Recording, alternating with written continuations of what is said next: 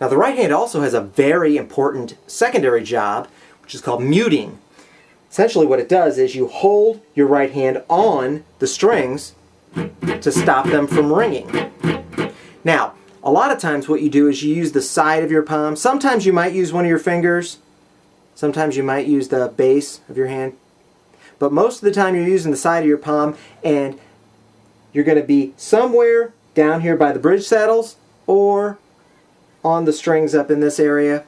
And the idea is generally that you're going to block certain strings from ringing while letting other ones ring. So, for example, there might be a chord in which I'll be playing these two bottom strings, but I don't want any of these other ones to ring. So what might happen is I'll put my fingers on the strings so I can hear that ringing, but I'll put my palm on the other string. So even if I hit them accidentally, they won't ring.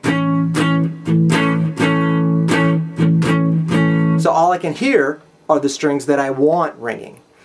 When you play individual notes, this happens a lot too. For example, if I notice that what I'm doing there is I'm resting my palm on the bottom strings so that I don't inadvertently hit other strings. I can mute them so I don't have to.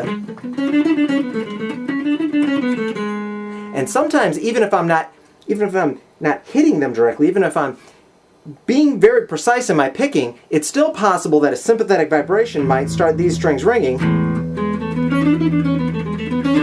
And I don't want to hear any of that.